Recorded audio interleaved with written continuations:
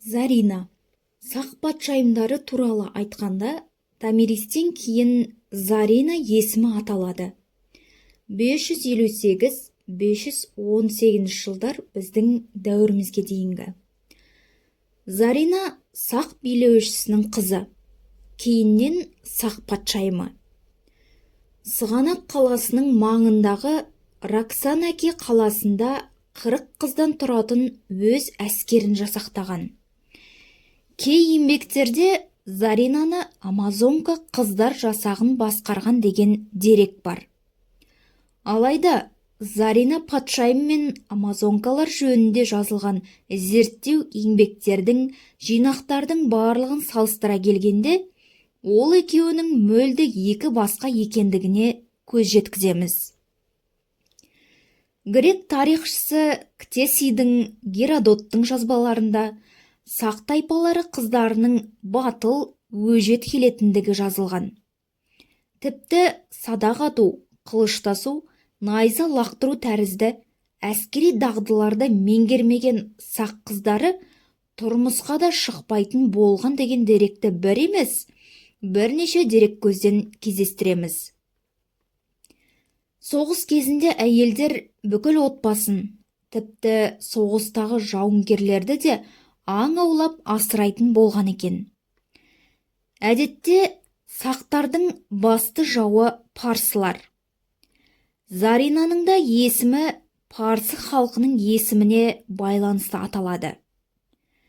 Оның Мидия ханзадасы Стрянгейді кездестіру туралы бірнеше нұсқа бар.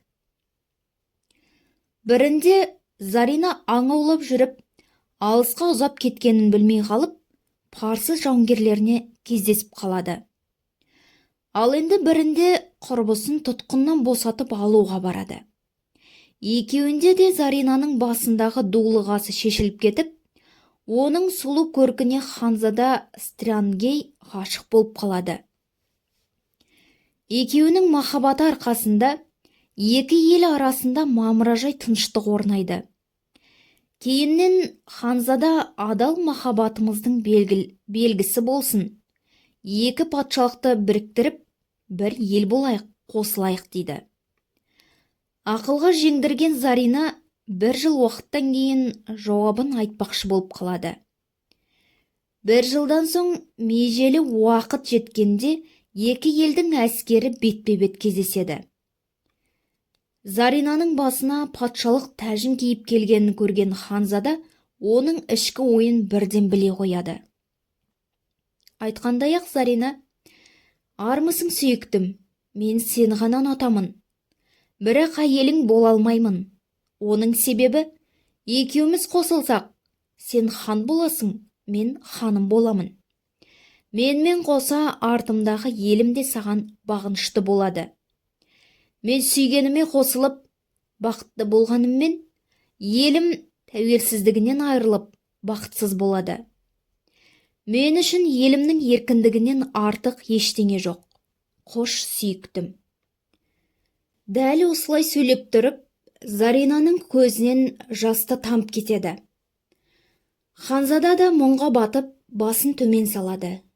Екеуі қош десіп, бір-бірін қимай, амалсыз жөндеріне кетіседі.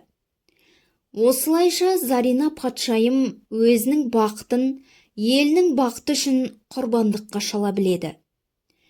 Талай-талай қазақ қыздарына ел намысын жоғары ұстаған Заринаның ерлігі үлгі болады.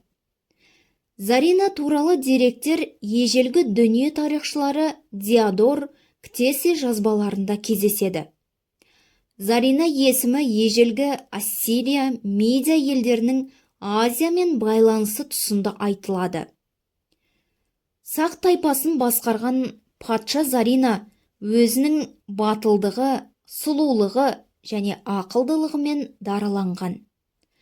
Қазақ халқының тарихи тұлғалары атты кітапта Заринаның ел тарихындағы орны анық көрсетілген. Сақ жеріне көз тіккен көрші патшалардың талайын жеңіп, ел тұрмысын жақсартқан, көптеген қалалар салдырған. Зарина тағдырына байланысты туған Зарина және Странгия деген жыр да бар. Оның мазмұны бізге толық күйінде жетпесе де, қаһармандық эпос рухындағы туынды екен анық.